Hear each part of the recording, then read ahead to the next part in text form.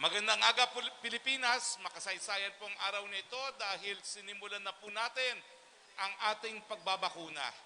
Medyo matagal po nating inantay ang pagbabakuna pero nagsimula na po tayo ngayon at ngayon po nandito tayo sa University of the Philippines, Philippine General Hospital.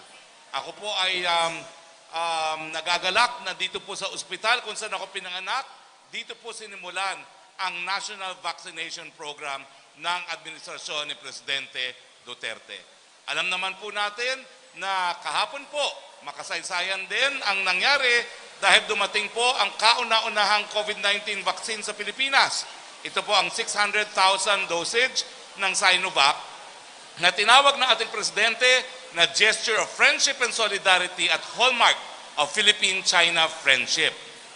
25 million doses po ang ating sinecure ng Sinovac vaccine at ito ay inaasahan natin na ma-roll out bago matapos ang taong 2021. Ilan sa mga nabakunahan ng Sinovac? Ngayon po ay ang Presidente at Vice Presidente ng Indonesia, ang Presidente ng Turkey, ang Chief Executive ng Hong Kong at Deputy Prime Minister at Health Minister ng Thailand. Mahigit 5 milyong Turks o Turko na po ang nabakunahan ng Sinovac matapos silang magsimula ng kanilang mass vaccination program noong Enero ayon sa Turkey Health Ministry. Samantala, nasa 3.2 million sa Chile ang nabakunahan na ng Sinovac na nagsimula noong February 3. In fact, dumating sa Chile ang kanilang pang-apat na shipment ng Sinovac vaccine noong February 26. Sa Indonesia, nasa 1.6 million katao na po ang nakatanggap ng Sinovac vaccine simula noong January 13. Samantala, nagsimula na po kahapon ang mass vaccination sa Thailand. Gamit din po ang Sinovac matapos nitong matanggap ang the first 200,000 doses ng bakuna galing China. Tulad na ating sinabi, ang Deputy Prime Minister ang unang Thai na nabakunahan dahil ang kanilang punong ministro, bagaman gusto niya mabakunahan, ay nasa edad 76 or 66. Hindi pasok sa 18 to 59 age group na pwedeng makatanggap ng Sinovac vaccine. May pagkakahawig po sa atin, sabi nga po na ating Presidente kahapon sa kanyang press con, senior citizen na siya, kaya Vice President Robredo, welcome po kayo magpabakuna ng Sinovac. Nitong weekend din, nung Sabado, natanggap naman ng Malaysia ang kanilang first batch ng Sinovac vaccines. Ganon din ang Singapore. Dumating ang first batch of Sinovac vaccine sa kanilang bansa noong February 23. At ang mga halimbawa ito ay nagpakita na halos magkakasunod lang ang dating ng bakuna. Kaya sa China, ang sabi po ng ating ambahador doon, mahigit na pong 50 million ang nabakunahan gamit po ang Sinovac at ang Sinopharm. Well, dito po nagtatapos ang ating presentasyon. Makakasama po natin ngayon sa makasaysayang araw nito, unang-una po muna, siyempre, ang ating vaccine czar, Secretary Carlito Galvez, na nabakunahan na rin po ngayon lamang. Kasama rin po natin ang direktor ng UPPGH, walang iba po kundi si Dr. Gab Legaspi. Siya pong opisyal na kauna-unahang tao na nabakunahan sa ating official vaccination program. At kasama rin po natin dalawa pang doktor na nabakunahan din, Dr. Edsel Salvania at Dr. Mingita Padilla. Kasama rin po at katabi ko, siyempre yung sinasabi din ng kamukha ko daw, walang iba. Kung hindi, ang mayor ng siyudad ng Maynila, ang aking kahawig, walang iba kung hindi si Mayor Isko Moreno. Doon sa hindi naniniwalang hindi kami magkahawig, sorry na lang kayo, nasa akin ang mic. Sa magandang umaga Pilipinas, simulan po natin kay Vaccine czar. Kasama rin po natin ngayon, ako nakalimutan ko na po, no? Walang iba kundi si Director Paz Corrales, ang tawag ko po sa kanya, Pia Worsbach ng DOH. Now, Sir Vaccine czar Carlito Galvez, mula po ng Agosto, wala nang tigil ang inyong pagtrabaho para maparating ang mga bakuna at kahapon po dumating at ngayon po ay naturokan na ng tigil ang inyong pagtrabaho para maparating ang mga bakuna at kahapon po dumating at ngayon po ay naturokan na ang ating mga health workers dito sa UPPGH. Well, siguro po, besides dun sa iba pang updates kung kailan pa darating yung mga karagdagang order natin sa Sinovac at yung mga kung kailan paparating yung mga iba pang mga bakuna gaya ng AstraZeneca. Sir, ang unang tanong, kamusta na po? Anong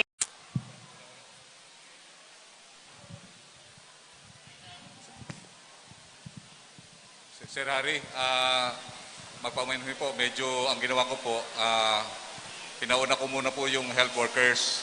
So, mamaya na lang po ako, last the line na lang po ako. At yun po ang ano po natin na mauna po sila. And then, ang mga balita po, nagpapasalamat po kami sa talaga sa bansang China dahil kasi talagang napakabilis ng kanilang reaksyon. At nandito rin po si Yusek Robert Borge na tumulong po sa atin ng diplomatic channel. Kaya siya po ang nagpe-pressure na at least makaano po tayo ng bakuna. So palakpakan natin po si Yusek Borge.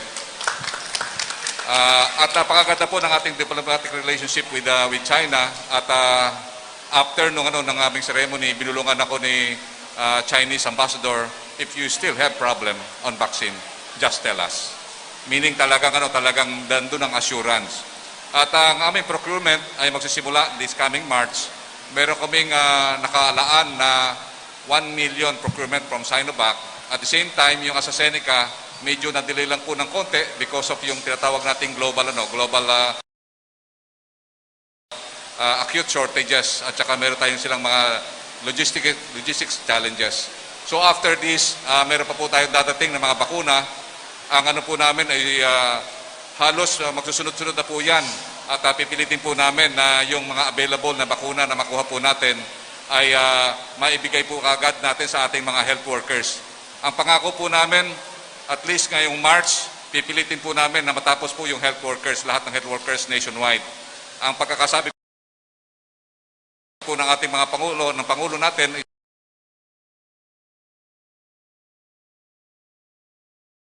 sabi niya na wag lang i-concentrate sa isang area, kailangan lahat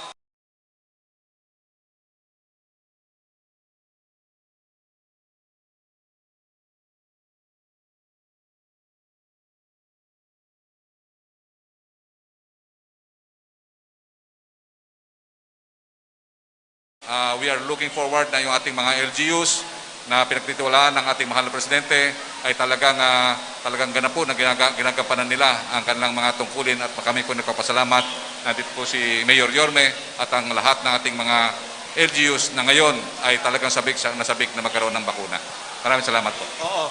Sec Galvez, bago po natin ilipat ang mikropono, unang-una po, so linawin ko po, yung 1 million Sinovac darating ng buwan ng Marso at saka kailan po yung AstraZeneca na naantala? Ang ano po natin ay supposed to be ngayong first quarter, meron po tayong darating na almost 3 million. At panguna nga po yung 25,600 na sana yung po supposed to be darating ngayong araw. But because of some logistical issues, hindi po dumating. So ang inaasahan po natin sa COVAX na meron po tayong more or less 3.5 million na AstraZeneca.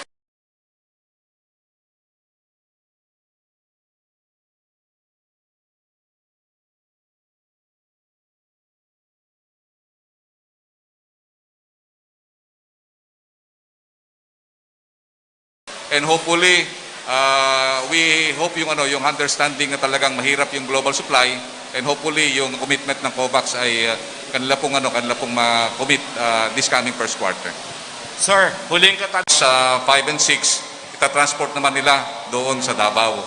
So ang gagawin nila is i-advance nila yung transport, and then the following day, they will have a rollout doon sa Vicente Soto at saka sa Southern Philippines Medical Center. Maraming salamat, Vaccine Czar Carlito Galvez. Well, kasama rin po natin ngayon, walang iba, kung hindi ang alkalde ng siyudad ng Maynila kung saan nagsimula ang ating mga pagbabakuna. Mayor, ano pong mensahe ninyo sa mga taga-Maynila at iba pa nating kababayang Pilipino na nag-aantay ng iba pang mga brands ng vaccine Dapat ba hong mag-antay o dapat magpabakuna na? The floor is yours, Mayor Isko Moreno. Well, maraming salamat, Secretary Roque. Unang-una, nagpapasalamat kami sa Diyos.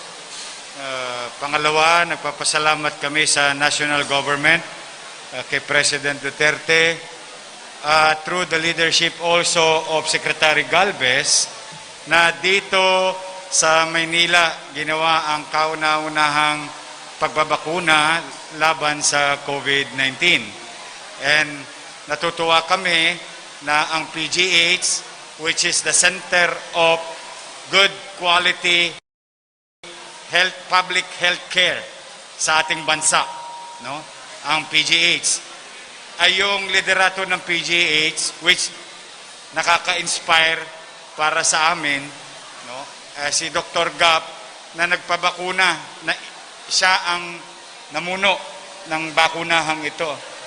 Now, I think this will help our fellow Manileños to decide later on, today or tomorrow, na si DG Domingo, si Gap, si Director Gap, no, si DG Domingo na Direktor ng FDA,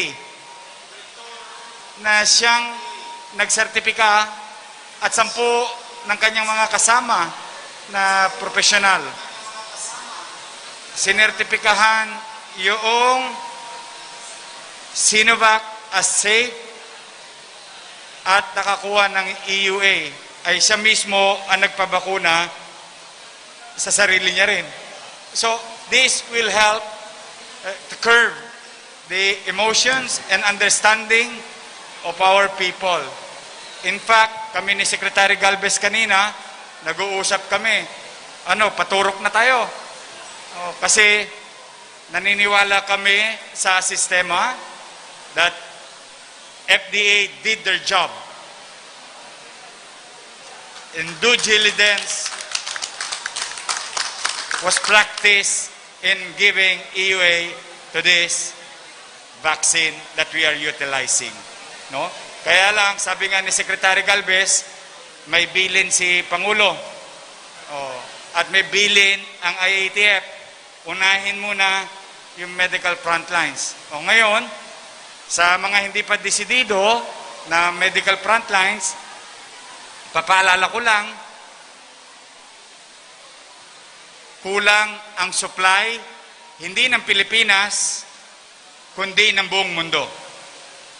Okay? Ng buong mundo. So, huwag natin sayangin yung opportunity na hindi tayo mabukunahan at madagdagan ang ating panlaban ng ating katawan kung sakaling tayo ay may infeksyon. But, then again, after the vaccination, please, nakikisuyo ako, wear your mask, continue to wear your mask, and practice minimum health protocol like physical distancing. Then, lastly, thank you very much to the Chinese government. Thank you for your kindness. Thank you for this vaccine. This is free of charge. Diniliver nyo pa sa Pilipinas ng libre rin. So thank you very much. At least that we can do is to say thank you to you on behalf of the people of Manila where PGH is located and our medical frontliners. Tomorrow, sabi sa akin ni Director Corrales, ang DOH magbibigay ng share for the local hospital owned by the local government unit. Kaya sa ating mga doktor at nurses, natutuwa naman kami sa Santa Ana Hospital, maraming nagsabi ng oo. And I hope mas marami pang mag-oo. Dahil mga doktor, mga nurse, mahal namin kayo dahil kailangan namin kayo. O kailangan namin kayo dahil mahal namin kayo. Parang pelikula lang yan. Pero ang katotohanan, kidding aside, kayo ang pinakamahalaga sa laban na ito. Kaya if we can protect you immediately as soon as possible, let's do it. Let's believe that good things will come to us. So muli sa inyong lahat, Secretary Roque, maraming salamat. Please extend our thanks to the President na narito na ang bakuna. This is our new hope. At alam naman namin na may awa ang Diyos, makakaraos din tayo. Kapit lang, isang bansa, isang diwa, sama-sama, walang away-away. Vaccination is the solution to the nation. Thank you very much. Maraming salamat, Mayor Isko Moreno. Habang tayo po ay nagpe-press briefing, tuloy po ang pagbabakuna ng mga medical frontliners. Mga cameras, pakita po natin. Hindi lang po symbolic ang nangyari dito sa PGH. Tuloy-tuloy na po na binabakunahan ang lahat ng mga medical frontliners na nais mabakunahan. At I stand corrected, si Secretary Galvez po, talaga naman pong ibang klase po ang liderato ni Secretary Galvez. Miski siyang naghirap para dumating ang bakuna, magpapahuli po siya at pinapauna po muna niya ang mga frontliners. Yan po ang tunay na leader. Ngayon, katabi ko rin po, nung Webes, ang sabi niya, handa na ang mga taga-PGH at ang mga doktor para magbakuna laban sa COVID-19. At ngayon pa nga po, narito tayo ngayon sa UP-PGH kung saan nagpapabakuna na ang mga medical frontliners. Ang tanong ko lang kay Dr. Gap Legaspi, ano ba po ang naging response ng ating mga doktor at iba pang medical frontliners dito sa PGH? Totoo ba ho na ang karamihan ay tutol daw, no? Gaya ng nalahathala sa ilang mga periodiko. Pero sa akin nakikita po, tuloy-tuloy po ang pagbabakuna at mukhang we will exceed yung target na sinet natin initially, no? Dahil mukhang mas maraming gusto na magpabakuna. The floor is yours, Dr. Gap Legaspi. Maraming salamat, Sec. Ang nangyari po sa PGH ay nangyayari kahit saan po. No? Pagka may bagong sistema, kailangan ng komunikasyon. Palagi ko nagkaroon lang ng konting miscommunication, which we were able to solve nung nag-town hall meeting po. No? Nakita natin sa mga social media, sa dyaryo, kung ano ang sentimiento ng mga taga-PGH. At hindi po dapat tayo magulat kasi pagka walang ganun, hindi po siya UP o kaya PGH. So, pero nakita naman natin after the town hall meeting, nakita po ng mga 1,000 mahigit po nag-attend ng town hall meeting, nalinawagan na unang-una may choice. In-announce dun po kasi sa meeting na yon ng AstraZeneca ay darating, kaya talagang nagkaroon ng malaking luwag ng damdamin na ang mga tao ay naintindihan na may choice. Pangalawa, ito po'y voluntaryo. No? So, kailangan ho natin talagang idiin na ito'y voluntaryo dahil hindi po siya, hindi pwedeng ipilit kahit kanino ang ayaw niya. No? Ang pangkalahatang response ng ating mga kasama sa PGH ay nag-i-improve habang tumatagal po. No? Like kung sinasabi po, maswerte tayo, pinaliligiran tayo ng mga scientists at mga researchers at ang ating mga datos ay unang lumalabas at na-evaluate natin. That's why nakadesisyon ho tayo sa Sinovac base sa siyensya. No?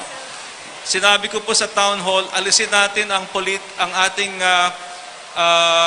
view sa vaccine, hiwalay sa politika, hiwalay sa partido, hiwalay sa administrasyon, hiwalay sa paniniwala, kundi batay sa siyensya na malinaw. At si Dr. Domingo po ay hindi maglalabas. Alam ko po na ang kanyang vaccine expert panel hindi po maglalabas ng hindi sigurado. Kaya po tumagal ng 6 na linggo, katulad na sinabi niya, whereas ang iba ay 21 days, 22 days na ilalabas nila. Kasi po, kailangan makumpleto ang datos bago nila linabas. Hindi po siya ganoon kaganda sa pananaw ng karamihan, pero pagka po sinuri ninyo ng mas malalim, maintindihan po ninyo kung bakit ako ang unang nag-volunteer magpabakuna. In fact, ang asawa ko po at anak kinausap ko kahapon, sinabi ko, dahil hyper-allergic sila, malamang po itong bakuna ang aking i-recommend sa kanila. So, hindi po ako, katulad sinabi ko, ang aking pong mga pananaw ay hango sa aking paniniwala sa datos at walang ibang basihan po. No? So I'm very happy that our support from the President's Office, the Department of Health, of course, Secretary Galvez, who has been with us during the dark days of COVID. No? Nung ang problema ho natin, 13 ang bangkay sa ating morgue, siya pong nag-solve noon. No? Pinabuksan niya yung mga cremation facilities para po tanggapin ang ating mga bangkay. Noon pong ang ating mga healthcare workers ay hinaharas sa Padre Faura. Tumawag po ako sa Office of the Mayor. Wala pong 10 minuto, may mga pulis na nandoon. So, I think ang pinapatunayan lang po nito mula nung isang taon hanggang ngayon that hindi po masasolve to ng parti-partido. This can only be solved by one nation, one government, whole of government approach. So, kaya po malaking pasalamat ng PGH. At if I may, I would like to take this opportunity to thank the committees in charge of the Vaccine Committee of PGH, the Director's Office, the COVID Crisis Committee, and of course, all the departments that were involved in making this happen. Kaninang umaga po, 2:00 dumating ang bakuna at ngayon po ina-roll out natin at malaking pasalamat po namin sa inyo lahat. Thank you very much. Maraming salamat. Dr. Gap Ligaspi, Medical Director, UP PGH. Kasama rin po natin ang isang suki na nabakunahan na kanina lamang. Siya po ay isang infectious disease.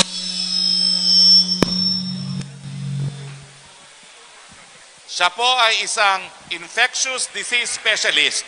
At ang tanong ko, Doc, bakit kayo nagpabakuna? 50% di umano lang daw ang efficacy rate ng Sinovac. Paki-explain po uli, doon sa mga hindi nakakaintindi at ayaw umitindi, ano ba pong ibig sabihin ng 50%? At bakit nga kayo bilang isang espesyalista sa infectious disease ay nagpabakuna ng Sinovac? The floor is yours, sir. Magandang umaga po sa lahat. Alam niyo naman po ako, hindi lang po infectious disease, kung hindi po, ako rin po director ng Institute of Molecular Biology and Biotechnology sa NIH, na isa sa pinakaunang RT-PCR laboratory po aside from the subnational labs ng DOH. So from the diagnostics po until the therapeutics, nag-aalaga rin po ako ng mga pasyenteng may COVID-19. At yun nga po, sa pagbabakuna, pinag-aralan ko po yan lahat. Kasama po ako ng technical advisory group na may access rin po dun sa mga, even the confidential papers po. At sa pag-aaral po namin, itong Sinovac, yung 50.4% is the efficacy for mild. But it is 78% efficacious for moderate and 100% efficacious for severe COVID-19. Kung nakita niyo po yung presentation ko sa Congress, ang ginamit ko pong slide to compare is yung leon po, ginagawa nating kuting. In other words, we are turning COVID-19 from a deadly disease that has shut down our whole world into the common cold. Wala pong takot sa sipon. Marami pong takot sa COVID. Yun po ang gagawin natin. Tatanggalan natin ng pangil ang COVID para hindi na po siya nakakatakot. Ngayon, kung may mga ibang bakuna dumating na yung tinatawag na sterilizing immunity, mas maganda po talaga yon dahil hindi na po makakapag-transmit at all. Pero wala pa pong ganong bakuna sa ngayon. Lahat po ng bakuna ngayon, pantay-pantay for now, yung severe po talaga ang target. Kaya po to emergency use authority dahil may emergency po talaga tayo. Normally, ang bakuna, 1 year follow-up bago ilabas. Pero alam na po natin, yung impact ng ganitong bakuna will save lives. For example po, 2.5 million people na ang namatay sa COVID ngayon. Kung meron tayong bakunang ganito, katulad ng Sinovac, kung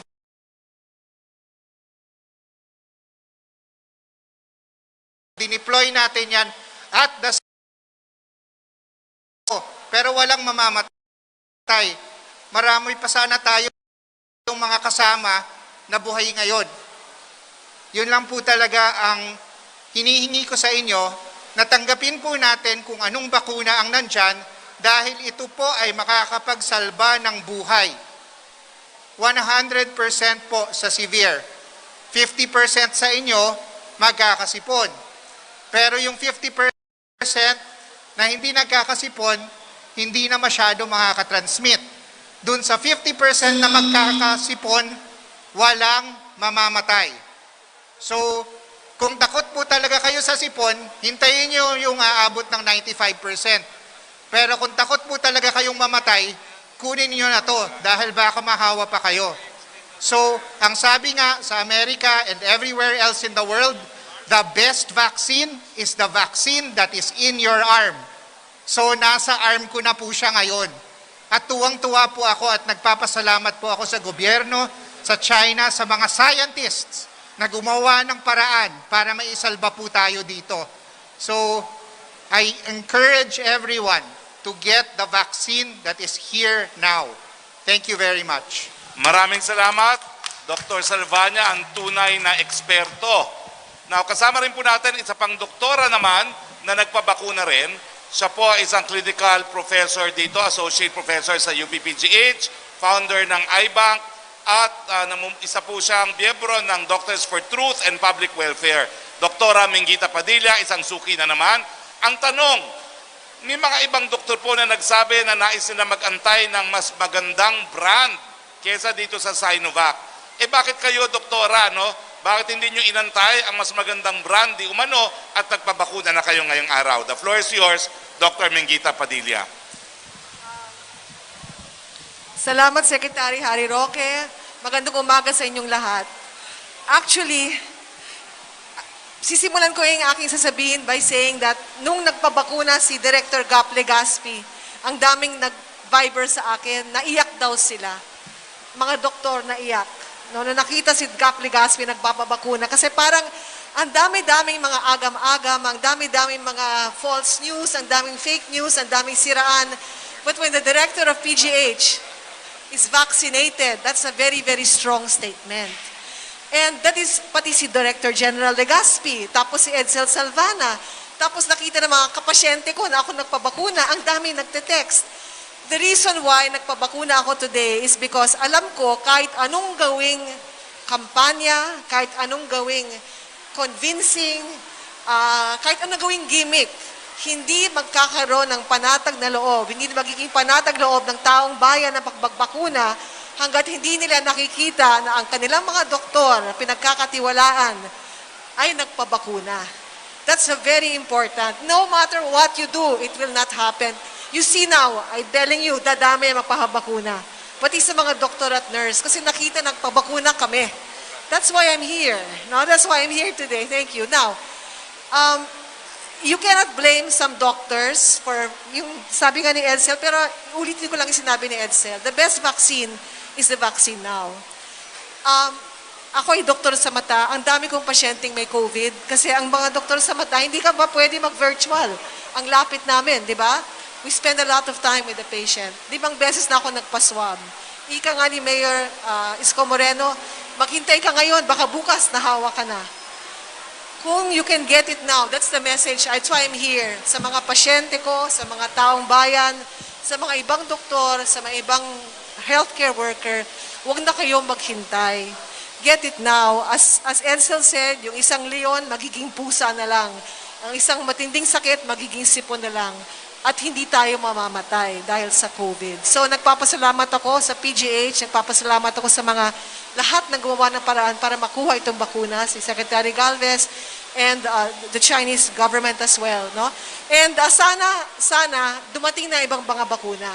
No? Pero in the meantime, whatever is here, magpabakuna na ho tayong lahat. Importante ho sa ating lahat para mayakap na natin uli ang mga mahal natin sa buhay, makita na natin uli mga kaklase natin, you know, we can go back to being close again with our loved ones. Thank you very much. Maraming salamat, Dr. Mingita Padilla. At alam mo, bago tayo magsimula ng open forum, kasama ko kasi dito yung talagang crush ng bayan na si Doktora Paz Corrales ng DOH. Habang nagpapabakuna po ang mga medical frontliners sa PGH, kasabay rin po nagpapabakuna ang mga medical frontliners sa sa Lung Center, sa Philippine Veterans Hospital, at saka sa Jose Rodriguez Hospital, at saka sa PNP Hospital. No? Siguro po maikling mensahe galing sa DOH, si Secretary Duque po nasa Lung Center, inaasahan din natin magpapabakuna, pero maikling mensahe po galing sa DOH, galing kay Director Dr. Paz Corrales. Thank you very much, Secretary Roque. Sa DOH po, gaya po ng sinabi ng aming butihing Secretary of Health, si Secretary Duque, this is a Herculean, a gigantic task. And DOH cannot do it alone. We have to be all in one. Gaya po ng sinasabi ko parati sa aming mga code visit, we work as one, we heal as one, and we will bakuna as one. Magandang umaga po. Okay, simulan na natin ang ating open forum. Yusek Rocky, alam ko maraming mga katanungan. Simulan na natin, 3 questions galing sa iyo. Go ahead, Yusek Rocky. Hi, Go ahead. good morning, Secretary Roque at sa ating po mga bisita. Ang una pong tanong ay para kay Secretary Galvez, mula po kay Lanes Capanti ng GMA News. Secretary Galvez, ang tanong po niya, FDA approved EUA for Pfizer way back January 14, but it was only on February 11 that vaccine czar Carlito Galvez Jr. told the Senate that the lack of indemnification law has delayed the arrival of Pfizer COVID-19 vaccines from COVAX. Ano po ang mga hakbang na ginagawa ng gobyerno in between January 14 and February 11? Halos isang buwan daw po ito para makakuha tayo ng Pfizer vaccine galing COVAX if there was any. I-correct lang po natin yung dates kasi ni-raise na po namin yung indemnification law nung first hearing pa ng Senate. I think that's January 15. And sinabi na po namin yan na talagang dapat pong magkaroon ng indemnification law considering that most of the manufacturers are afraid na magkaroon ng tinatawag nating liabilities from adverse effect. And yung nakita po natin nung unang negotiation namin ng Pfizer, hindi po nila ilalabas yung tinatawag nila na extensive indemnification agreement. That's why ito lang na lumabas nung nagkaroon tayo ng COVAX na darating na sila this coming February 15. Doon po lang nila inilabas yung tinatawag na annex sheet. So pati kami nabigla dahil kasi ang naghihingi lang ng indemnification na law or yung tinatawag na statutory law for vaccine is only yung Johnson & Johnson. Ang Pfizer, hindi niya po yan ni-raise. That's why nabigla po kami nung sinabi nila na we need to have an annex. And yung nga po, meron silang pinapatanggal na provisions that we cannot do considering that this is only our protection kung just in case nagkaroon ng gross negligence. Yun lang po. Okay, sa panig naman po ng Presidente, malinaw po ang posisyon ng ating Presidente. No? Yung ating batas po na pinasa ng Kongreso, yan po ay nagbibigay na ng lahat ng hinihingi ng ating mga vaccine manufacturers. We're very proud of that law, but we cannot give any more because binigyan na nga po natin ang lahat ng gusto ng mga pharmaceuticals. Inaasahan pa rin po sana natin na dumating ang Pfizer, pero kung talagang hindi po sapat ang batas natin, we have done the best that we could. At si Secretary Galvez po, sinisigurado naman that we will have enough vaccines for all Filipinos na pinangako po ng ating Presidente. Next question, please. Opo. Ang second question po ni Lanes Capanti ng GMA News, nakabili na po ba daw ang gobyerno ng bakuna sa COVID-19? Kung nakabili na, magkano po ito at kailan daw po ito darating? Secretary Galvez, nakabili na ba ho daw tayo ng bakuna laban sa COVID-19? Kasi donated itong una. Nasabi na po kanina ni Mayor na talagang ang ating global supply ay talagang very acute ang shortage. That's why lahat ng ASEAN nation and even Muslim nations, ang Sinovac at saka yung ating yung Sputnik 5 ang available. Kaya po meron tayong procurement this coming March. Meron po tayong 1 million from Sinovac. And also, we are looking forward ngayon sa COVAX na 3.5 million na naipangako po ng COVAX at ng Gavi ay darating po ng first quarter din po. Okay, Yusek Rocky, Thank you. last question bago tayo pumunta sa ating mga kasama sa Malacanang Press Corps. Opo, ang tanong po ni Chris Jose ng Remate, para po kay Mayor Isko Moreno, gaano po kahanda ang mga Manileño na magpabakuna ng Sinovac? Kailan po kayo magpapabakuna para po mapataas ang kumpiyansa ng mga Manileño? Thank you, Yusek.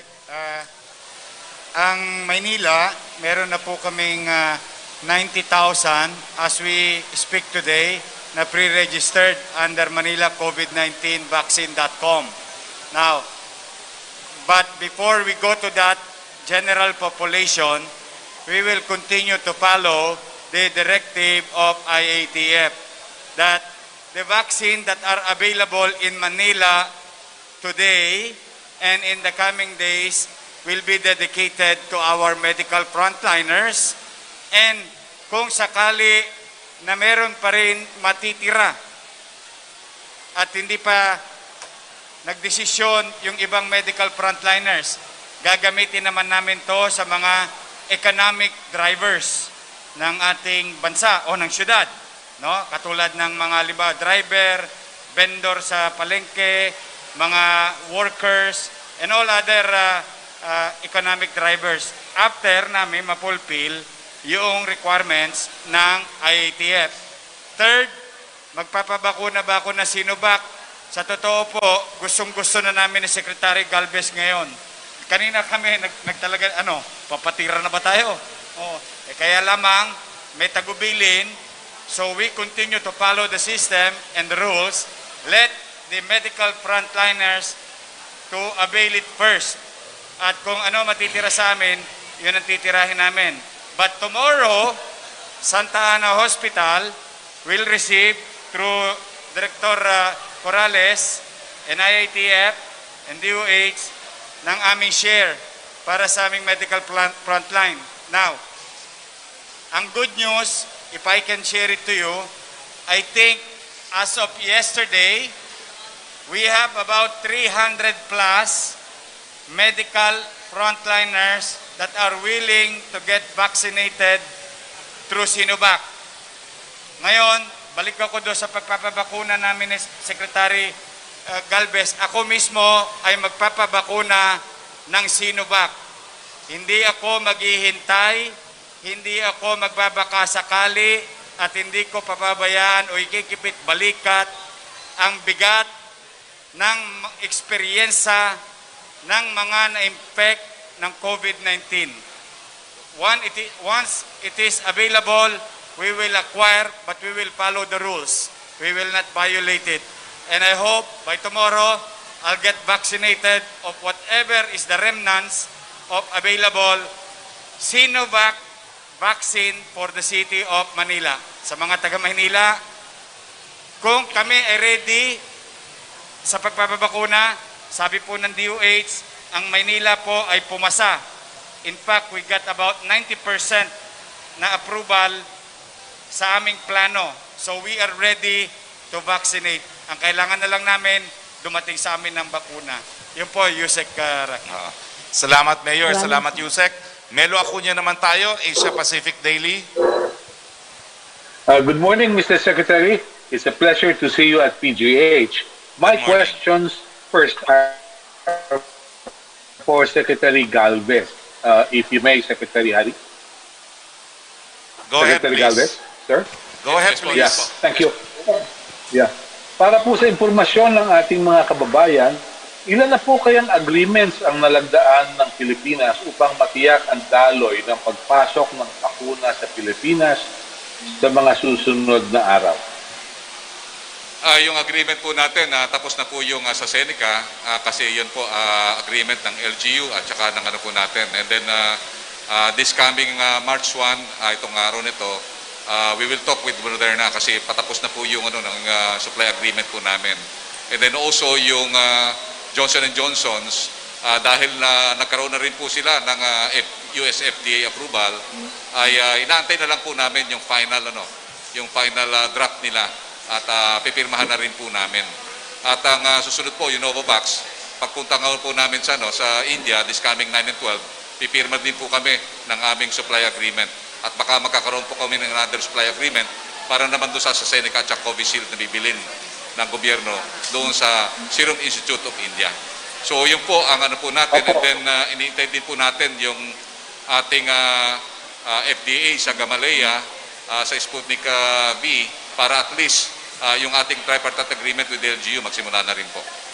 Sir Galvez, follow-up lang. No? Salamat Sabi po. nyo darating within March din yung 1 million ng Sinovac. So ibig sabihin, napirmahan na rin po natin yung supply agreement with Sinovac. Yung ating tinatawag nating PO, may PO tayo ng 1 million. Ang ginagawa kasi natin, ang agreement natin sa Sinovac, yung per PO, ibig sabihin yung purchase order, yung po ang kanilang proseso eh.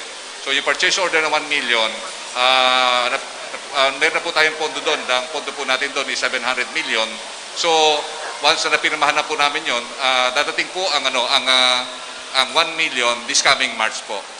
In tranches po, nakita po natin yung 500,000 ay isang malaking eroplano po yon. So in 2 tranches po yon.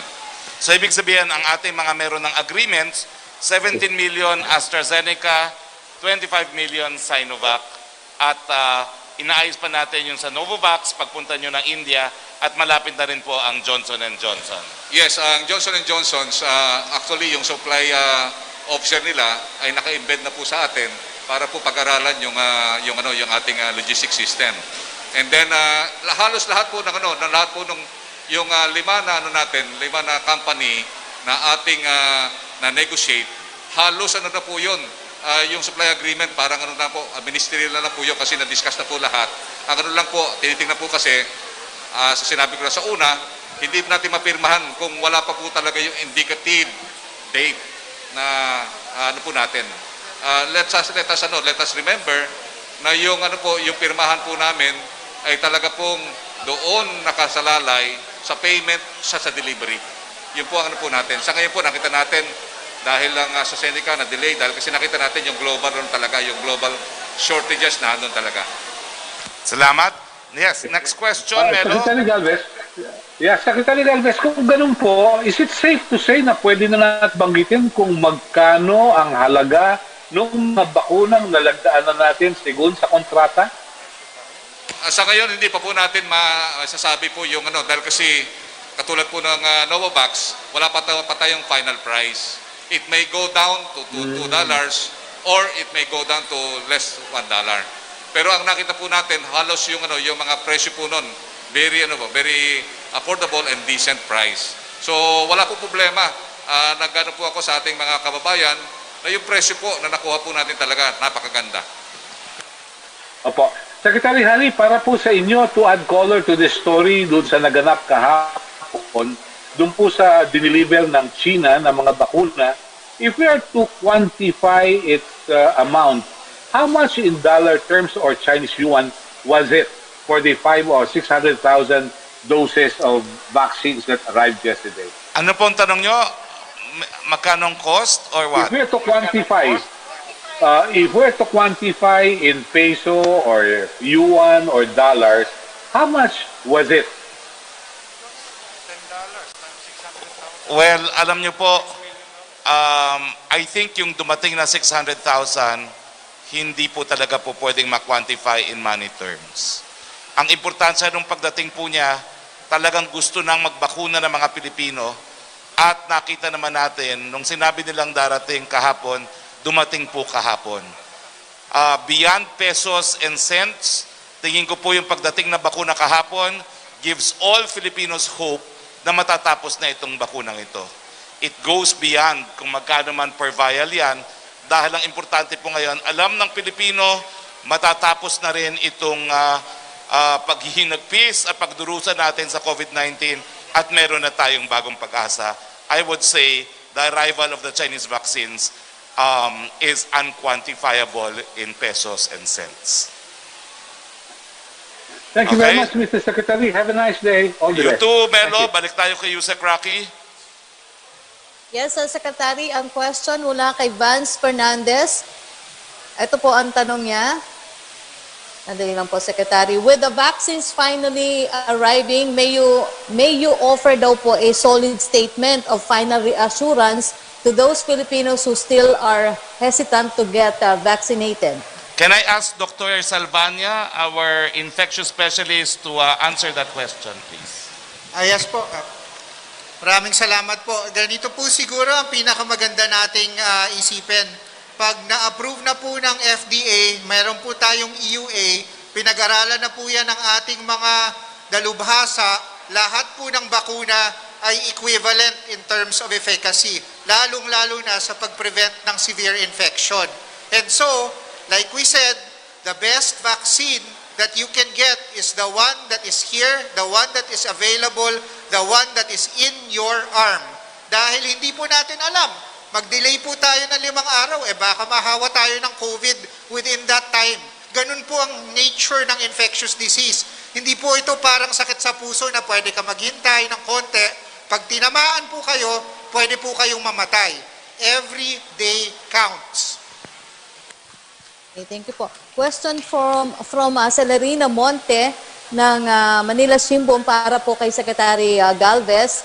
Of the donated Sinovac vaccine, how many doses will be deployed to Visayas and in Mindanao this week?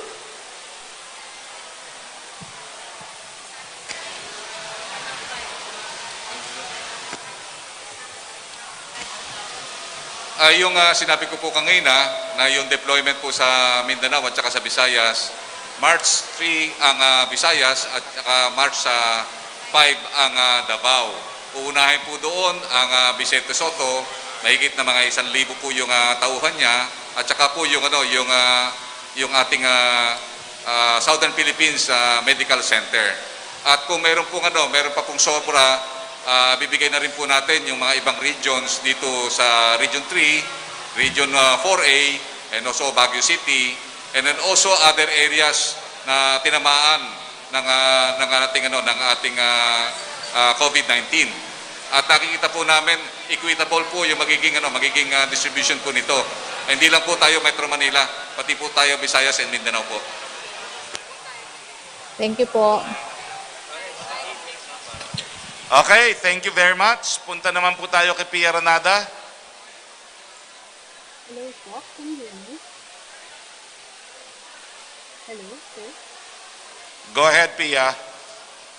Sir, yes. Can I just confirm? Wala kang audio, Pia. Wala kang audio. Hello? Hello, sir? So, parang meron naman akong audio. Walang audio. Hello? Walang audio. Hello, sir. Can you hear me now? Yes, now we Hello? can hear you. Go ahead. Sir, sir, tama ba you're going to get vaccinated in the next few moments, no? And then, can you just clarify, sir, because obviously not all cabinet members or national officials can get the Sinovac vaccine. So, sir, may we just know sino po yung cabinet members or national officials who will get this first batch of vaccines, and do we have a schedule for when they will get vaccinated as part of the confidence boosting program for the vaccination? Ang alam ko po, si Secretary Duque, si Secretary Galvez, although as I said, he opted na mauna muna yung mga frontliners. And I have the data now from Director Gap Legaspi. We have vaccinated around 96 individuals already, no? And in 1 hour. At this is a lot more than we expected. Doc, no? Tama ba ho ito? So katulad ng sinabi ko sa iyo, nung una kami nag-survey, ang lumabas lang una 12%, tapos habang tumatagal, naging 8%, tapos ngayon naging 10%. So nag-prepare kami ng mga hanggang 50, 20 to 50 for today. But Dr. Homer ko, who's in charge of the micro-planning, said, hindi sir, palagi ko darating ang mga tao. And they did. No? So we're stopping it at 100 kasi po, pinangako natin seremonya lang ito, and we will prepare better for tomorrow. But we're happy with the turnout. 96 as it is now. We'll finish one. Tatapusin po natin yung 100 at bukas po mas papagandahin pa natin ang sistema para mas mabilis din po. Salamat po. Si Secretary Vince Dizon sa Jose Rodriguez Hospital ay tapos nang mabakunahan at ako po willing ako mapabakunahan, kaya lang gaya ng sinabi ni Dr. Gap Legaspi, ubus na yung 100 nila for the day, no? So we will have to come back on another day. Next question, Pia. Okay, sir, I also noticed, sir, in Vaccines are Galvez's list, no, sir. Wala po tayong parang date for Pfizer naman, sir. Can we just get an update on the Pfizer order? Where are we there, and do we have a date for its arrival? Yung sa Pfizer order natin na ongoing pa rin yung negotiation, sila naman ang inintay natin kasi matagal na tayong nagsabi na ito yun na yung indemnification agreement namin. And then sila talaga ang inintay na sa kanilang bola. And then with the enactment of the law na at least nagkakaroon ng tinatawag nating conditional immunity doon sa ating mga vaccine, considering na meron tayong EUA na sinasabi natin na ito emergency utilization authorization pa lang, ay talagang sinasabi natin sa Pfizer na they are fully immune on any litigations because the government will take care of the indemnifications of those people who will have yung adverse effect. So sa ngayon, nakikita natin, para hindi naman magano yung mga tao, nakita natin na talaga yung supply ng Pfizer ay talagang in demand. And we should not expect na yung Pfizer ay darating sa madaling panahon dahil kasi nakita natin na halos lahat ng bansa ang kinukuha nila yung Pfizer at saka Moderna and also AstraZeneca. Yun po ang masasabi ko lang po sa ngayon. Next question, You mean, please. sir, can you give a definite timeline, sir? Bale, not to expect it in the first quarter of 2021. So, sir, you think it's better to expect it second quarter of 2021? Ganun po ba yun? Ang nakikita natin, baka doon sa second quarter, yung COVAX ng Pfizer ang makukuha. But not on the procurement. Kasi sa procurement, ang sinasabi nga nila initially, third quarter at saka fourth quarter. Kasi wala na silang supply. Okay. And sir, last question for Secretary Galvez. Sir, sabi ni Presidente kahapon na baka pag meron siyang tonight na figures na kung 20 million Filipinos ang ma-vaccinate, baka ma-lift na niya po yung mga restrictions on the economy. Sir, as the vaccines are an overall chief, sir, can you say, sir, around when this could be? Like, if you have a target, if the President says 20 million people to get vaccinated, when can we expect this number to be reached? And, sir, can you then give a timeline of when we can expect the economic restrictions to be lifted? I believe yung inyong tanong will be an ITF decision. Thank you, All right. Pia. We go now to Trish Terada, please, of CNN Philippines. Trish Terada, Good morning. Hi, folks. Good morning. Can you hear me? good morning. Hello? Yeah. There. So, sir, first question. Do we have an idea? I think this is for Secretary Galvez, no? But do we have an idea as to how many healthcare workers signified to get vaccinated with Sinovac? And we're curious about the distribution process. Because, for example, sir, nabakunahan na yung mga nag-signify or yung gustong kumuha ng Sinovac. How are you going to distribute this afterwards? You said economic frontliners, but how will this go? Will they also have the opportunity to decline the vaccine without losing their priority? Secretary Galvez and perhaps Director Corrales after. Nakikita natin ngayon, baka kasi nakita natin ngayon ang magandang resulta ng vaccination dito sa UP ay baka tumaas po yung level ng acceptance sa Sinovac. And considering also na talagang nakikita naman natin na maganda ang effect ng Sinovac sa Turkey at saka Indonesia, na more than 5 million na sa Turkey at 1.6 na sa Indonesia, nakita natin baka magkaroon ng tinatawag nating increase on the uptake of Sinovac sa ating healthcare workers.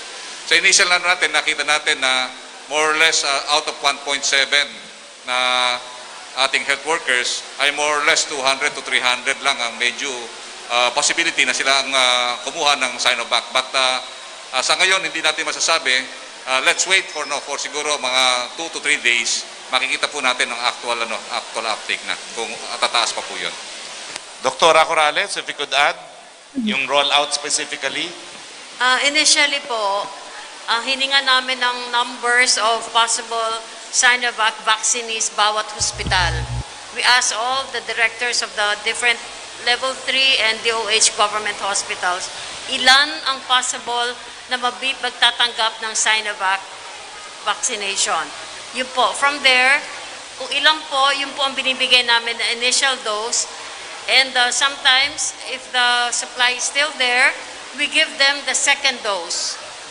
Na ina-allocate po yun. Kung ilan ang sinabi ng direktor ng hospital ang possible na vaccinees, yun din po ang binibigay na number of vials. Yun po. Maraming salamat, Dr. Corrales. Next question, please, Trish.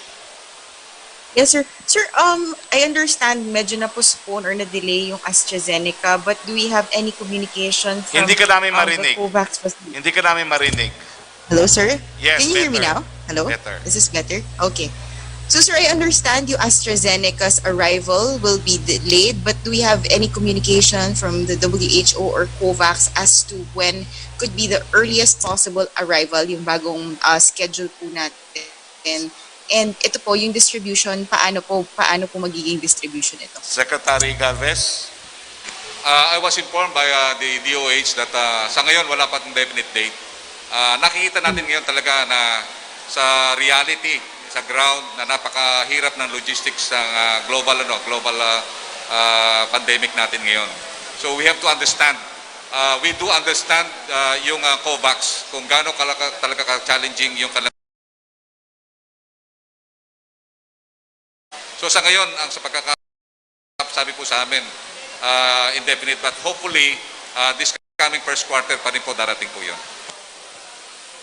Pagdating po sa rollout, Dr. Sir, Corrales, rollout daw ng AstraZeneca. Sir, we do not have a definite date yet for that, so we cannot answer that, sir. Okay. Pero siyempre po, as far as the national vaccination plan is concerned, priority pa rin ang health workers, no? Hindi po mawawala sa prioridad ang health workers at ang naging decision nga po ng IATF po pwedeng tumanggi ang health workers at tanging mga health workers lamang ang hindi mawawala ng prioridad kung sila po ay tumanggi Sir, sa we're ilang following run. may grouping po ng allocation, prioritization po. Kung sino po ang next in line. Okay. Meron pong ganun. Okay. Now, next question, Trish. Trish? Yes, go ahead. Next question, Trish. Nag-freeze ka. Okay, babalikan ka namin for your next questions, but you froze away. Yusek Rocky. Yes, Secretary Roque, may tanong tayo mula kay Joe Montemayor ng Malaya. After daw po ng rollout today, kailan po daw marireceive ng mga nabakunahan ang second dose? Yes, Dr. Corrales or Yusek Galvez. Kailan marireceive ang second dose? The second dose is given 4 weeks after. 14 days after. 4 weeks? 4 weeks ba? O 4 weeks? It's 4 weeks after the first dose. 4 weeks after the first dose. Okay. Next question, Opo. please. Tanong po ni Vance Fernandez, when will the President's personal doctor come up with a decision on whether or not Sinovac is fit to be administered to the President? If the President does, will Secretary Harry Roque be providing constant updates on the President's health and effects of the vaccines on him? If it is to be expected, as he is constitutionally bound to keep the public informed of the President's health? Well, of course, nangako naman po ang Presidente na kung siya'y magpapabakuna, it will be held publicly. Pangalawa, of course, we will inform you kung ano magiging side effects, if any, on the President. Pero sa ngayon po, dahil hindi pa naman po siya magpapabakuna, that is moot and academic. At lilinawin ko lang po, ang nakasaad sa Konstitusyon, may obligasyon ng Presidente isa publiko ang kanyang medical condition pagdating po sa mga seryosong pagkakasakit lamang. Okay? Next question, please. Trish Terada, are you back? Trish? Trish Terada?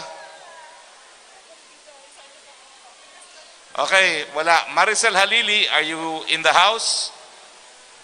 Yes. Hey sir, magandang umaga po.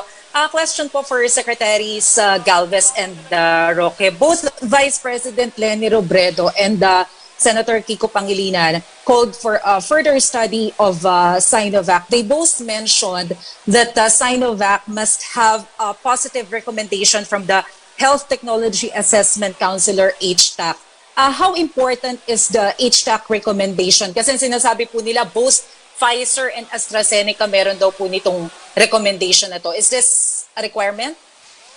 Sir, or would you like me to answer that? HTAC. Okay, Maricel, I will answer that as the primary author of the Universal Healthcare Law. And we included that, and I remember the discussions in Congress, in the 17th Congress on HTAC. HTAC was never intended to have the same function as the Food and Drug Administration. Pagdating po sa issue ng ligtas at epektibo, yung decision po ng FDA remains. Bakit ba po kami nag-provide ng provision yan doon sa panukalang batas?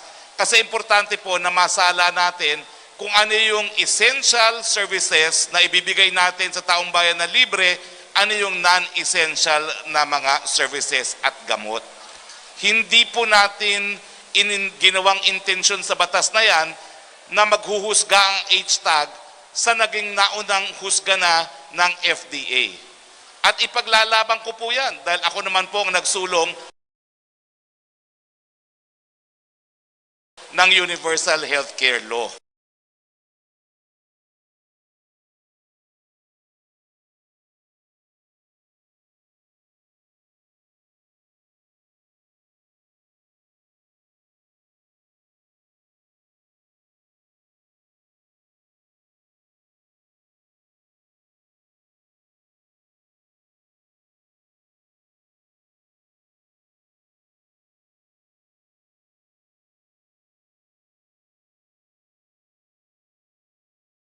Committee hearing sa Kongreso.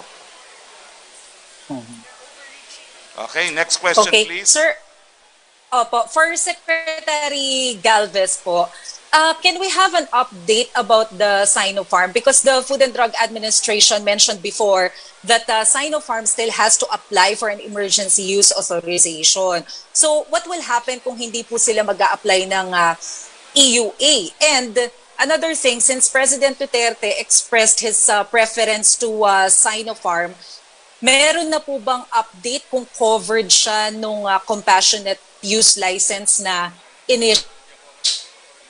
Ayun yung, okay. Okay, ganito po, no? Wala pa pong application ang Sinopharm. Although we have asked our embassy to facilitate the registration of Sinopharm, no, for purposes of an EUA. Patuloy pa rin pong pinag-aaralan ng Legal Department ng Palasyo yung issue if the President as Commander-in-Chief of the Armed Forces can have Sinopharm under compassionate use. Wala pa pong resulta ang pag-aaral and we will announce it kapag meron na pong resulta. Last question na lang po, sir. Follow-up lang po dun sa Pfizer. Following the passage of the Vaccination Act, does it mean that Pfizer is still demanding for a full blanket protection? What will happen if hindi sila nag-agree dun sa pinropose natin na indemnity agreement? What will be our fallback? Secretary Galvez? Meron pa naman tayong solusyon doon kasi katulad ngayon, mayroong sulat ang WHO kay CEO Borla na kailangan lang yung tinatawag na yung COVAX indemnity agreement plus yung side letter ay pirmahan po namin yon. Sa ngayon po pinag-aaralan po ng ating mga lawyers and I believe pwede naman po mapirmahan yon. So yung isang nakatawag natin na remedy is to have that side letter once now we agreed on that side letter to be signed, it can be, it can be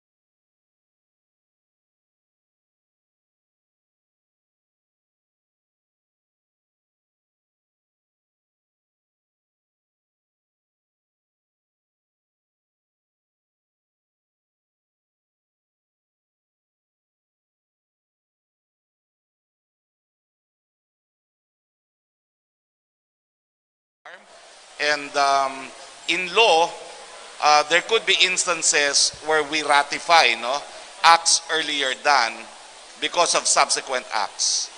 But my initial legal opinion is it may have the effect of ratifying what had happened earlier, but I could be wrong, and that's my personal legal opinion. Sir, but what I mean is for example, for civilians who were able to ship it illegally or I don't know, through some other way. So how will the government address that? Will the government still be running after them? Garbold, can you repeat your question? Garbold. I was meaning, sir, for the civilians. For example, civilians who were able, or ordinary citizens who were able to get the vaccines illegally, who were able to ship them illegally or administer them illegally, will the government be running after them? Because, sir, I'm asking that because paano na po ba yung magiging policy if, for example, an individual has a capacity to bring in a certain number of doses for his or her family or for whoever, huhulihin po ba sila? Will the government be running after them as well? My personal legal opinion, this is not yet the official legal opinion, but because I'm being asked as a lawyer, is that the effect of ratification will extend to all vaccines procured by the PSG only. Okay? Yes, Joseph, okay na tayo, Trish, no? I move on to Joseph Sir, one Morong very now. short. May address po ba si Pangulo later, sir? Ano daw? May address po ba si Pangulo? Okay, we will have May address po ba si a Pangulo meeting with later? the President tonight, and yes, he will have his Monday talk to the people tonight. Joseph Morong, please. Okay, thank you, sir. Okay, that will be briefing number 654 for us today, sir. Good morning, sir. How are you? Good morning. Sir, can I go first to Secretary Galvez? Of course, please do. Secretary Galvez, how are you doing? Garbold. Sir, hello. Good afternoon, sir. Sir, can you hear me? Can you hear me now, sir? Sorry. Yes, Joseph. Yeah, Sir, how are you doing? Nakakahinga na ba kayo ng maluwag, sir? Medyo garble, Joseph, hindi namin marinig. Okay, sir. Hold on. Sandali, sir. Can you hear me now? Yeah, better. Ayan, sir. Sir, kumusta ka? Nakakahinga na po ba kayo ng maluwag, sir, ngayon? Alam mo yung once na dumating yung vaccine kahapon, I think we all feel very relieved. I'm become very emotional dahil na talagang first vaccine na dumating. And alam natin na inip ng ating mga kababayan, pati na ang ating mahal na presidente. And then that doses of hope that arrived yesterday, talagang very very emotional kami nila Sec Duque because the pressure is on us and it unburdened a lot of sacrifices na nakita natin na talagang tuwa kami dahil kasi talagang at least meron ng vaccine para sa ating mga health workers. So yun po namin, nararamdaman po namin.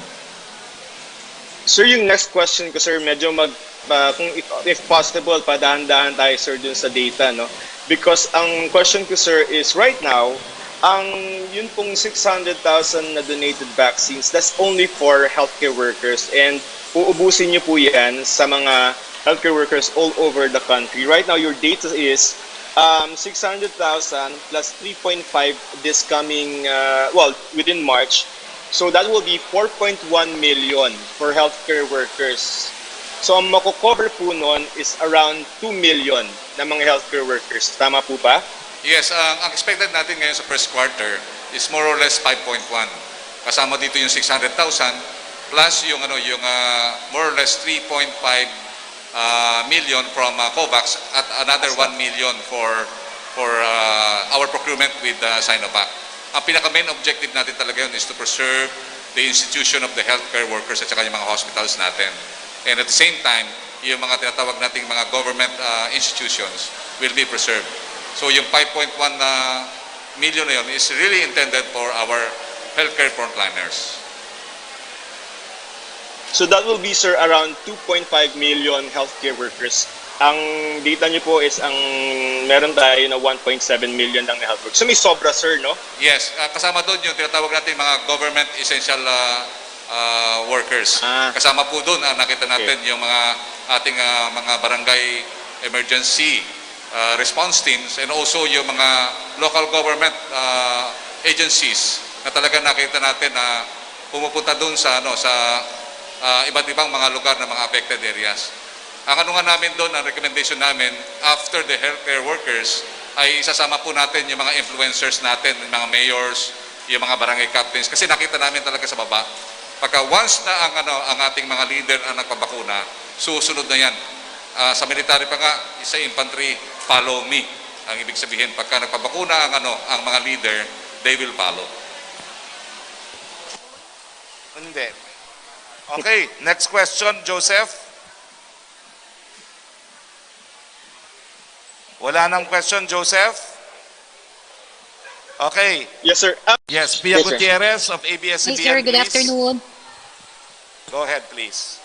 Hi, sir. Good afternoon. Sir, question po kay Secretary Galvez. Sir, follow-up po yung sa question ni Pia dun sa pronouncement ni President Duterte that he will remove restrictions once the Philippines gets an ample supply of vaccines. He said that's around 20 to 40 million.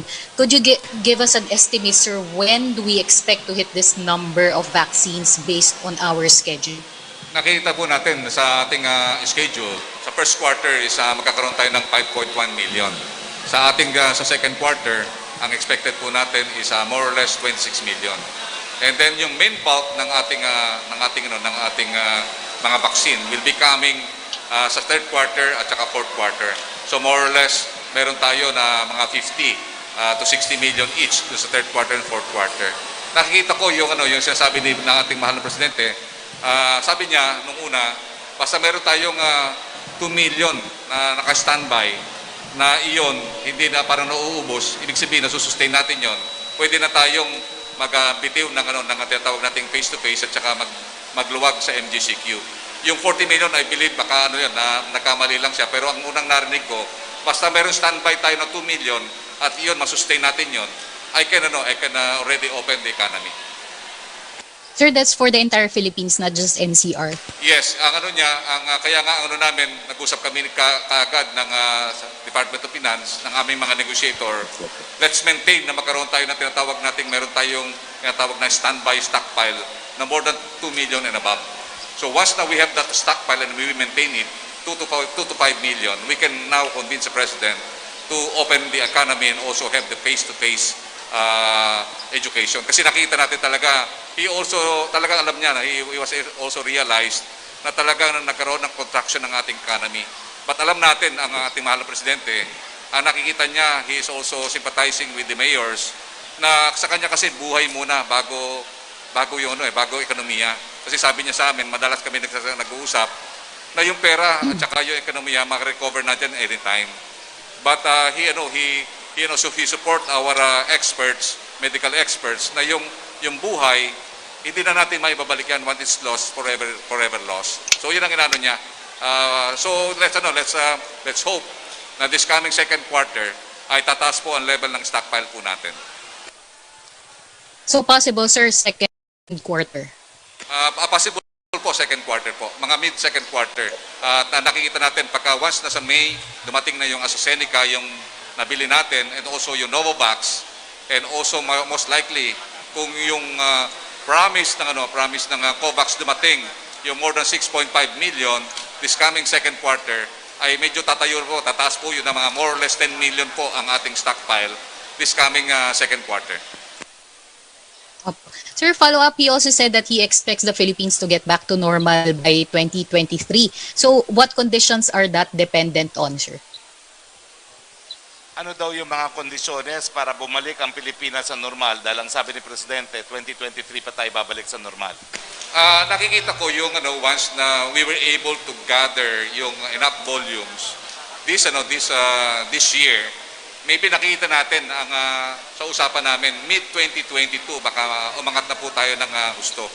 Sa ngayon nakikita natin itong economy natin once na nakita natin na maganda yung ating vaccination program, we succeeded on negotiating more volumes. Nakita natin aakyat to na bandang third quarter, fourth quarter, and it could stabilize maybe at the mid of 2022. Okay, sir. Sir, nabanggit nyo na may binanggit Can I ask the medical doctors to respond? Kasi kailan ba talaga ma-achieve ang herd mentality, no? Para makabalik ang herd immunity pala, hindi mentality. Herd immunity, matapos mabakunahan ng 70% ng populasyon para malaman natin kung kailan talaga tayo babalik sa normal. Well, unang-una po, actually yung herd immunity sa ngayon, wala pa pong katiyakan. Naririnig naman po natin itong mga variants na pwedeng yung iba bumababa yung efficacy ng vaccine, pero pwede rin naman nating i-tweak yung vaccine. Katunayan, itong kind of vaccine na Sinovac, which is an inactivated whole virus, ibig sabihin yung buong virus, we actually expect it to be more variant resistant kasi maraming kinds of antibodies against the different pieces.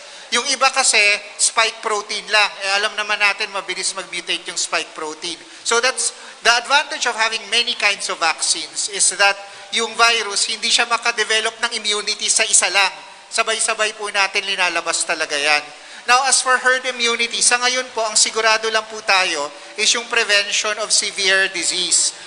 Kasi yung tinatawag na sterilizing immunity, na kung makapasok yung virus sa'yo, tapos hindi ka na magkakaroon ng kahit mild disease, wala pa pong nakakapruweba na yon. To a certain extent, maybe yung sa Astra mukhang mga 2/3 baka merong sterilizing immunity, pero hindi pa po siya confirmed. So until we find vaccines that have sterilizing immunity, some of them may have yung meron tayo ngayon, pero hindi pa po napapruweba kasi ang hirap nun gawin eh.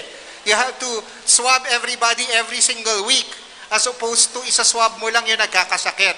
So yung immediate goal ng EUAs po talaga is to target the most at risk. Sino po yun? Tayong mga healthcare workers at yung mga seniors po natin and yung mga comorbids. Kung yun pa lang po, mabakunahan na natin, protektado na po sila, more than 90% po ang bagsak ng severe at nakakamatay na disease. Kita nyo naman sa Israel, bagsak na po talaga yung cases nila after they've gotten the vaccination. And that is with Pfizer, and that is without confirmed herd immunity, pero binakunahan mo pa lang, as a function of it, babagsak ang ating deaths by more than 90%. Pero, Doc, yung sinabi ni Presidente na 2023, we're back to normal. If we are able to vaccinate 50 to 70% in 2021, feasible ba ho yun based on science? Sa akin, sir, actually, kung mabakuna lang natin yung mga high-risk population, parang sipon na lang to eh. So siguro magmamask pa rin tayo kahit papano. It's what I call a better normal. But I don't really want to go back to that old normal rin eh. Kasi di ba napaka-wasteful at hindi rin po tayo, lalo na yung mga ginagawa rin natin eh, we're taking so many things for granted. So ngayon po, sa akin, hindi naman siya babalik dun sa kagaya ng dati ever. I hope not, in fact. But in terms of being able to travel other places and get our economy going. Sa akin, as long as we vaccinate most of our high-risk populations, itong COVID hindi na siya nakakatakot. Magiging sipon na lang po siya. Okay, I have breaking news po. Breaking news. Hindi ko po alam kung tapos na, but Sinopharm will apply for EUA. Hindi ko lang po alam kung na-file na, but definitely it will file within the day. Ulitin ko po, Sinopharm will be filing for EUA. Kung hindi po na-file na as we speak, it will be filed within the day. Okay, next question please. Okay, sir. Sir, follow up on that, sir. So, ibig sabihin, kapag na-aprobahan na po yung EUA, hindi na po itutuloy yung pag-aaral kung isasama si President Duterte dun sa compassionate use license na binigay sa Sinopharm? Well, alam niyo po, it will take around 21 days more or less for the FDA to act on the application that will be filed today or that has been filed today.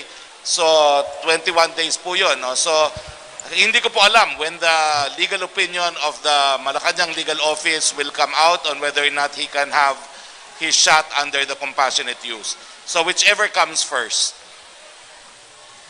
Sir, Joseph Morong, please. question po Dahil may for utang you, tayong sir. tanong ni Joseph Morong. Okay na tayo, Maricel, no? Thank you very much. We go back to Joseph Morong. Sir, that was Pia's. Sir, meron pa yata siyang tanong. Pia pala, sorry, yung isa. Pia ha. That was Pia. Okay, Joseph. Sir, may pending question si Pia. Okay, sir, ito na lang. One more question, sir. This is not connected to vaccines, but Vice Hindi President po Lenny marinig. Robredo criticized the President's decision. Hello, sir? Hindi po marinig. Hindi ko po Hello, sir. marinig. Hello. Hindi marinig ang question. Hi, sir. Yes, go ahead. Very good. Okay, sir. Sir, ito po, Vice President Lenny Robredo criticized the President's decision to make November 2, December 24, and the last day of the year as a regular working days. Sabi niya, this would mean lower income for workers and fewer time for their families. Could you explain to us the rationale behind that decision? Meron po bang study na pinagbasehan ng Pangulo na these 3 days would make an impact in our economic recovery? Okay, ang tanong ni Pia tungkol po dun sa regular working, no? Pero hindi naman siya regular, it's called special working. At if I understand what special working is, baka po, baka po half day ang ibig sabihin yon, kaya special working day. Well, ang rational naman po dyan, dahil nga po sa COVID-19, talaga ang dami na natin mga pagkakataon na hindi nakapasok ang ating mga manggagawa at siguro ngayong nandito na yung bakuna, kinakailangan tayo kahit papaano makarecover ng lost time. No? Now, doon po sa aking anunsyo sa Sinopharm, I stand corrected, it has been filed. They have already filed with the FDA an application for EUA for Sinopharm vaccine na i-file na po. Okay, Joseph Morong, please. Hold on, sir. Sir, sorry, I'll go back to Secretary Galvez. Secretary Galvez, please. Yes, Joseph. Sir, I don't know if it has been asked kanina nung nawala ako, pero sir, just for the record, ngayon po, mga healthcare workers yung binabakunahan natin. Pero kailan po yung mga regular individuals such as myself or yung iba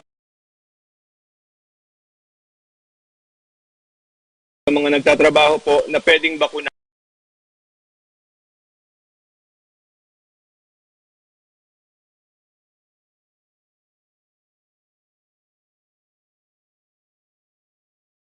We have initial deliveries from Sinovac and also Covax and also AstraZeneca during the second quarter. Doon na po tayo kakaroon ng tinatawag natin sa general public immunization. Sa ngayon po talaga yung first quarter, May, we dedicate Sir, to our healthcare workers. So second quarter, sir, that will be, ano ba yan? March, Bali, April, so May. May, ang pinaka natin May.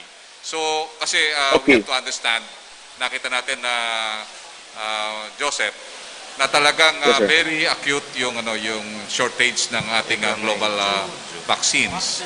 And we are trying to really to haggle on early deliveries. Actually nga, Joseph, ang ginagawa nga natin sa negotiation, we are paying more.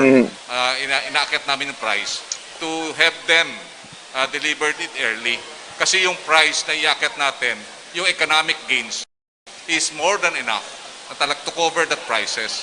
So yun ang ginagawa natin sa negotiation.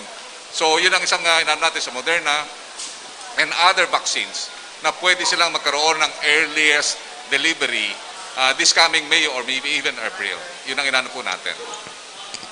Sir, how much is the markup? Magkano natin i-increase? Joseph, hindi ko talaga marinig. Medyo... Ay, sige. Sir, magkano po yung itinaas ng presyo? So, ang natin, mga ilang lang yan, mga ilang, more or less, mga ilang dollars. Kasi ang natin is for them to have it earlier. In fact, yung mga countries talaga, like Israel, they double the price so that they can capture yung and then they pay it cash. So, ganun ang laban sa global market. So talagang kailangan you have to step up your negotiation or else sinasabi nga natin you will be on the end line. Sir, sorry, walk me through, sir. Yung mga available na vaccines sa May would be you have AstraZeneca ng 17 million, correct? Ang magiging available this second quarter is yung COVAX facility, kasama yung Pfizer at saka sa Seneca. And then yung sa ating procurement, we have Sinovac. We have also yung 2.6 million na galing sa private sector and also yung Novavax. Kaya nga pupunta tayo sa India so that we can really negotiate na magkaroon tayo ng early delivery for humanitarian reasons. Okay, thank you very much, Joseph. So, sir, yan yung 9 million, sir, no? I think... Sir, Secretary Roque, one question for you, please. One question for you. Okay, one last. Sir, yung pong Johnson & Johnson, patanong ng isa naming reporter, parang nahihirapan yata to get people to join the clinical trials. Is that correct? Yung sa clinical trial, ang nakaalam po niyan, DOST. Pero sa negotiation po natin, maganda po ang negotiation natin sa Johnson & Johnson. Very positive. Alright, sir. Thank you for your time, sirs. Okay, maraming salamat po sa puntong ito dahil wala na po tayo mga katanungan. Magpapasalamat po tayo sa ating naging panauhin. Dr. Mingita Padilla, Mayor Isko Moreno, Dr. Gap Legaspi, Secretary Galvez, Dr. Salvania, and of course, Dr. Director Paz Corrales. Patuloy pa rin po ang pagbabakuna dito sa UPPGH kung saan sumobra na po ang mga numero na inaasahan nila magpapabakuna. At inaasahan po natin na ganito rin po ang magiging karanasan sa ibang mga hospital kung saan sinimulan na rin natin ang ating vaccination program dyan po sa Lung Center, sa Philippine Veterans Hospital at sa Jose Lingad Memorial Hospital. No? Sa ngayon po, si Dr. Duque at si Secretary Vince Dizon ay natapos na rin magpabakuna at dito naman po sa PGH, patuloy nga po ang mga health workers sa kanilang pagbabakuna. Mga kaibigan, mga kababayan, ito po yung pinagkaantay-antay natin. Ito na po yung bukas natin sa kabila ng COVID-19. Hindi po tayo lahat mababakunahan sabay-sabay. Kaya kinakailangan naman, ngayong narito na ang bakuna, siguraduhin namang umabot kayo sa bakuna, huwag kayong magpahawa sa COVID-19. Kaya po yan sa pamamagitan ng mask, hugas at iwas. At doon sa mga nag-aatubili na magkaroon ng bakuna, naku po, kung hindi kayo naniniwala sa mga dalubhasa na gaya ni Dr. Salvania, Dr. Mingita Padilla, ni Dr. Bravo at Dr. Solante, maniwala po kayo kay Dr. Fauci. Ang sabi po nilang lahat, Pilipino at Amerikano, ang pinakamabuting bakuna ay ang bakuna na naririto na. Sa ngalan po ng ating Presidente, Rodrigo Roa Duterte, Pilipinas, bakuna na tayo, balik buhay dahil po sa bakuna. Magandang umaga po sa inyong lahat.